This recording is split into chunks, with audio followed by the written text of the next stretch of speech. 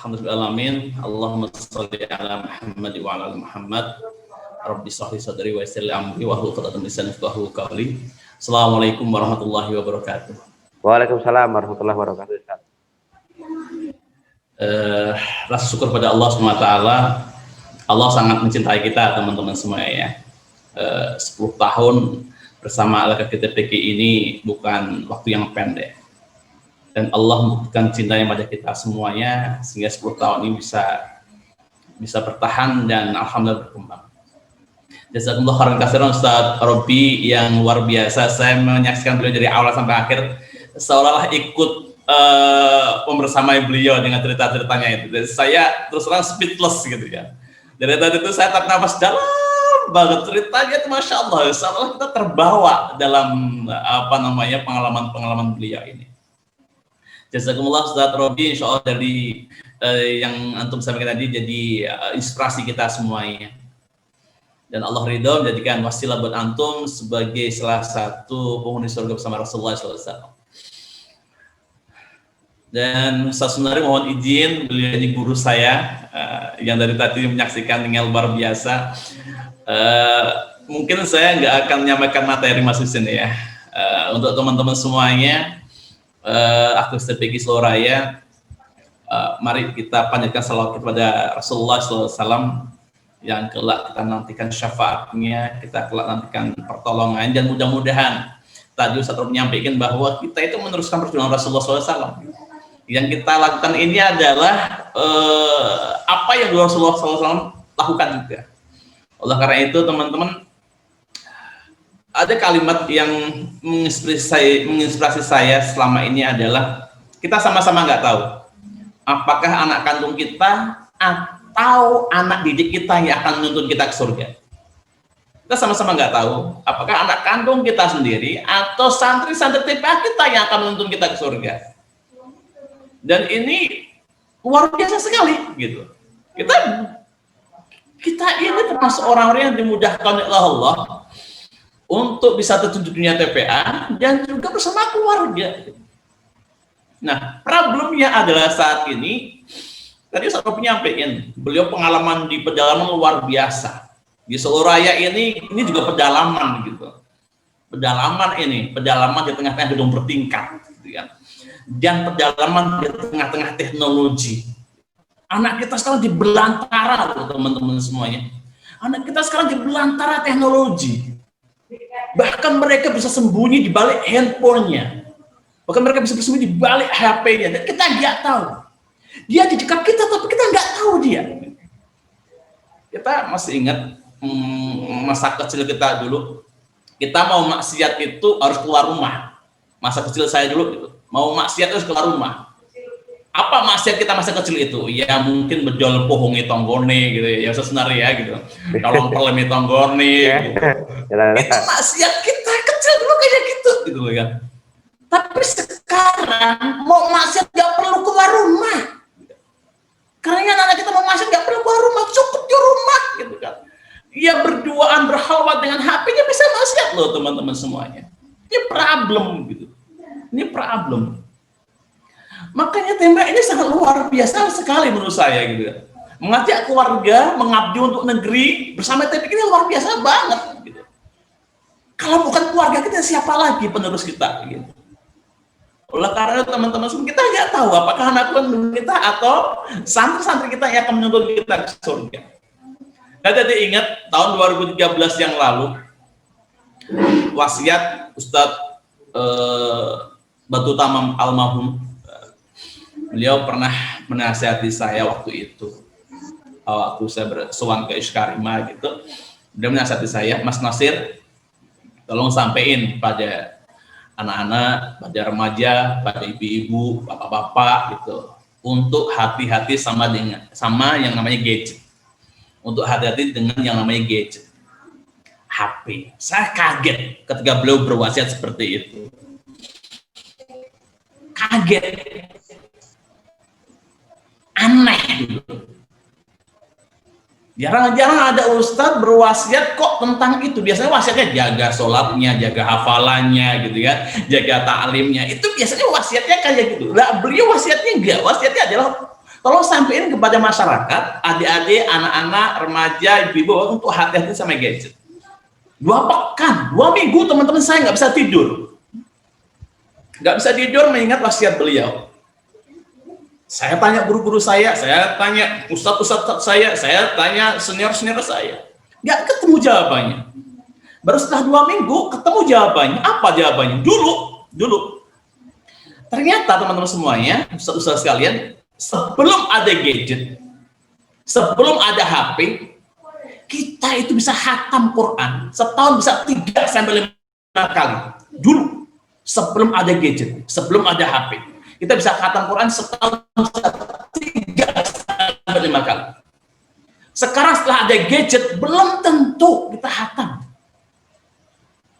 Dulu sebelum ada gadget, sebelum ada HP, kita itu khatam Quran di bulan Ramadan bisa 3-5 kali. Dulu. Sekarang setelah ada HP, ada gadget, belum tentu kita khatam. Apalagi anak-anak kita, teman semuanya.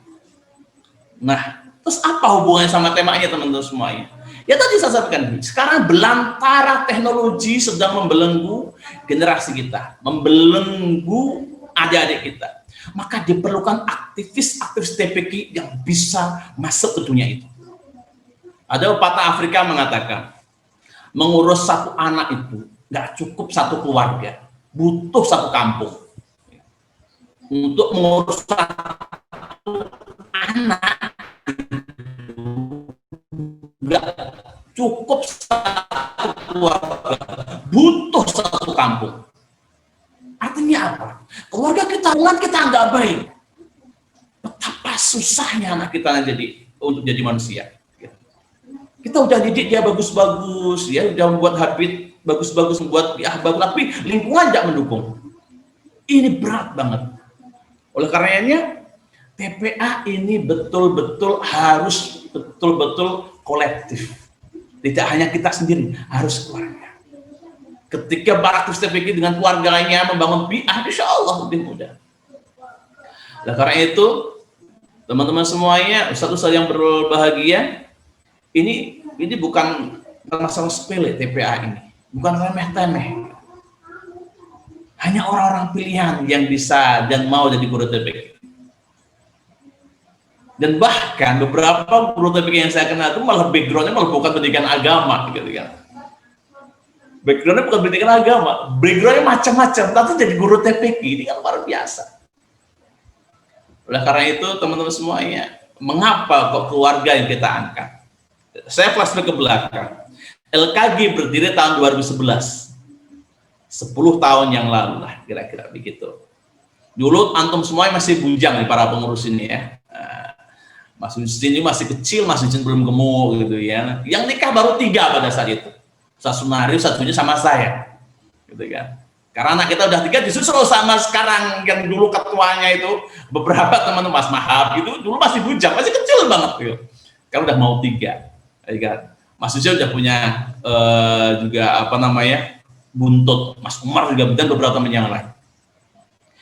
Artinya apa? Artinya kita punya pengikut, kita punya generasi penerus. Yang ini yang harus kita bangun. Kita harus bangun. Nah, tadi yang sampaikan. Jadi TPQ ini tidak bisa kita jalankan personal saja. Oleh karenanya, ayo kita bareng-bareng harus amal jamaah bangun ini. Jadi ingat teman-teman semuanya, saya kemudian di Solo aktif di sebuah forum anak gitu, forum anak. Suatu ketika saya diajak sama sebuah LSM di Solo untuk memberikan pengajian pada anak-anak PAN gitu kan. Saya pernah sampaikan pada beberapa teman di sini. Anak PAN, ada 34 anak PAN pada saat itu. 30 anak PAN ini kebetulan dapat jatah saya untuk ngisi pengajian. Penampilannya teman-teman pasti tahu kan anak PAN kayak apa gitu. Tinggal di kota, di pinggir jalan, nggak pernah mau pulang begitu. Saya ambil Al-Quran, saya pengen ngecek aja kemampuan dia baca Al-Quran. Kaget saya, 34 anak PAN ini teman semuanya, 27 di antaranya bisa baca Quran. 27 bisa baca Quran. Menurut saya bacaannya bagus. Yang 7 di antara putus-putus. Saya komentar sama mereka. Wah kok sama ngaji sih ngajari sopo? Mereka bilang, oh ngece mas, ngene aku mantan TPA loh. Ternyata mereka tuh pernah TPA teman-teman semuanya. Mereka tuh pernah jadi santri TPA. Bahkan di antara mereka yang hafal juz 30 loh. Nah kok aku belajar anak panggil ditanya piye ya gitu. Nah, piye mas? Aku iso ngajarat gagas karo mbokku. Ora digagas karo pakku. Sepele teman-teman jawabannya. Ora digagas karo orang tua. Ora digagas karo orang tua. Sehingga mereka yang dulu kecil-kecil itu bisa ngaji, hafadz amma, hafadz 29. Tapi tidak ada apresiasi, tidak ada penghargaan, tidak ada penerimaan. Akhirnya mereka mundur teratur. Teratur. Nah, PR kita saat ini teman-teman semuanya, menyapa sama Ustaz Robi tadi bahwa butuh relawan-relawan, butuh aktivis-aktivis yang bisa menjaga mereka, Kata Allah di surah An-Nisa ayat 9, A'udzubillahi minasyaitonirrajim. Bismillahirrahmanirrahim. Wal yakhshal ladzina la tarkum halfihim dzurriyyatan ya'fan khafu 'alaihim falyattaqullaha wa yaqulu qawlan sadida. Dan janganlah takut pada Allah orang-orang yang sekiranya meninggal di belakang mereka generasi yang lemah. Yang kita khawatirkan kesejahteraannya. Maka bertakwalah dan ucaplah perkataan yang benar. Ayat ini bercerita tentang warisan teman-teman semuanya. Kita nggak boleh ninggalin anak turun yang lemah. Nah, bicara tentang warisan, tentunya banyak orang melihatnya adalah harta benda. Namun secara pengertian umum, warisan bisa bentuknya macam-macam, bisa harta, bisa ilmu, gitu kan, bisa yang lainnya. Nah, peran guru TPA di mana teman-teman semuanya? Guru TPA ini bagaimana membangun lingkungan, membangun keluarga, membangun masyarakat agar anak-anak ini aman. Kenapa? Agar dia nggak lemah. Karena saat ini anak-anak kita sedang dilirik teman-teman semuanya. Dilirik oleh siapa? Dilirik oleh lingkungan yang nggak bagus. Dilirik oleh perkembangan zaman yang notabene justru mengaburkan mereka. Kita cek aja deh. Ada sebuah pertanyaan.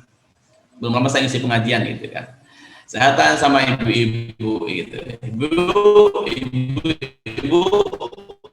Ibu pengajian ibu-ibu di salah satu tempat di masjid. Kira-kira anak kita lebih suka main sama ibunya atau main sama HP? Jawabannya apa? Pasti main sama HP kan gitu. Sabar ya sekarang.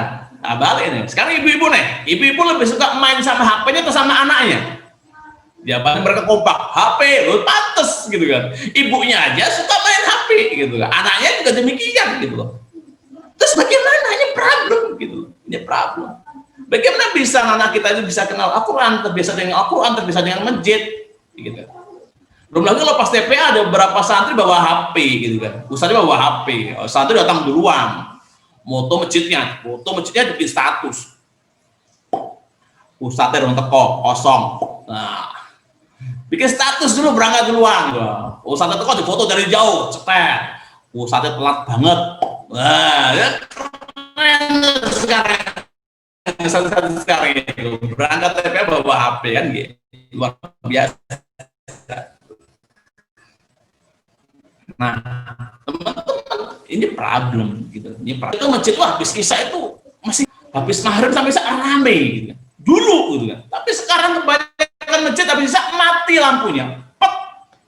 Tidak ada kegiatan.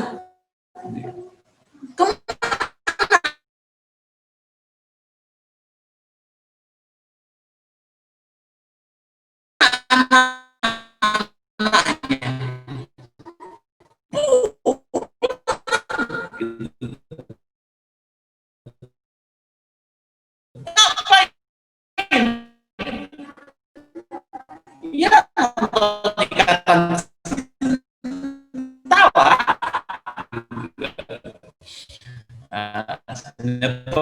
yang baru gitu ya. Ini kan problem semuanya. Maka bisa nafsi-nafsi, kita nggak bisa setengah-setengah mau TPA itu sama. Masyarakat lagi masa pandemi, kita udah susah payah HP, gitu kan. Anak itu antara belajar sama main, gitu kan. Belum lagi TPA tidak semua masjid TPA itu bisa bisa dibuka gitu kan. Masa pandemi ada yang takut, TPA dibuka dan sebagainya. Nah, ini kan problem. Nah, terlepas dari itu teman-teman semuanya, saya ingin sampaikan pada antum semua dan saya pribadi, jadi bagaimanapun saat ini kehadiran TPA itu urgent, itu penting. Faktanya adalah banyak anak-anak kita udah bisa ngaji tapi nggak mau ngaji lagi. Dulu kecil-kecil ke masjid, remajanya udah nggak mau ke masjid lagi. Maka butuh tindak lanjut. Nah, teman-teman, ini hal yang harus kita bangun sekarang. Dimanapun antum berada, ayo sinergikan TPA ini. Saya dapat inspirasi banyak dari Ustaz Robi. Dan sekarang di Solo Raya, di Indonesia, kita punya tantangan baru. Ya, kalau tadi Ustaz Robi sampaikan luar biasa dakwah di pedalaman. Nah, sekarang luar biasanya dakwah di perkotaan seperti apa? Musuh antum lebih berat. Gitu. Kenapa? Gadget.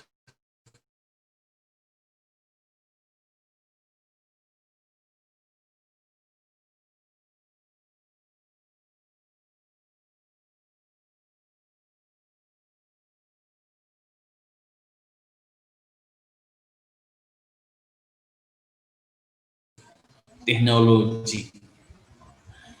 Bukan nggak mungkin nanti TPA-nya secara virtual, mudah-mudahan nggak ada ya. Nah, kok tempat penggodokan buat siapa? Buat para aktivisnya.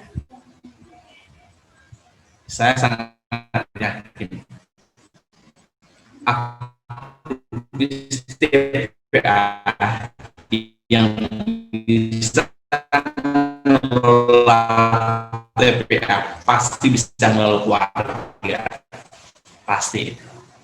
Kenapa? Santri yang beragam mulai dari usia semua umur, dia dengan gayanya harus slow banget, harus lembut banget gitu. Ya, belum lagi ada anak yang semua sendiri, karena beberapa anak itu TPA bukan karena pengen bisa ngaji gitu ya, karena pengen jajan kan begitu. Ya TPA pengen dapat uang saku gitu. Ya TPA pengen dolanan. Suatu ketika saya pernah tanya sama santri TPA saya, kamu TPA kenapa, Dek? Aku masih konek terus, aku nggak punya TPA lain. Ya TPA takut sama disuruh-suruh orang tuanya di rumah. Pokoknya abad gawe maka dia boleh TPA. Ya banyak motivasi yang beragam dari santri kita. Oleh karena itu teman-teman semuanya, selamat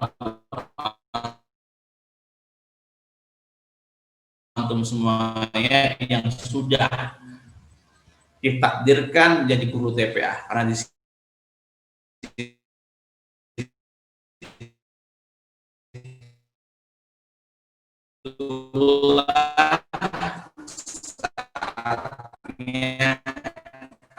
antum mendapatkan ilmu lebih semuanya.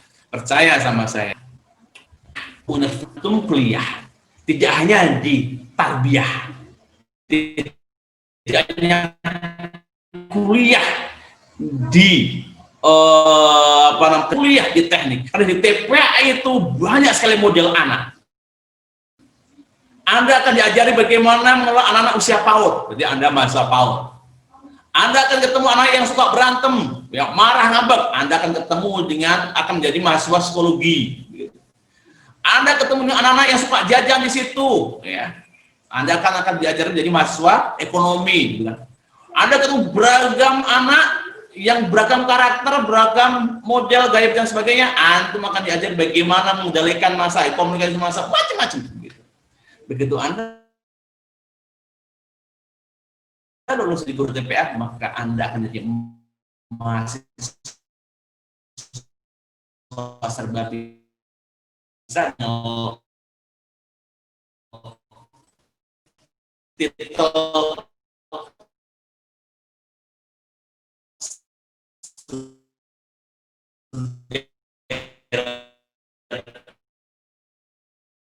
panjangnya.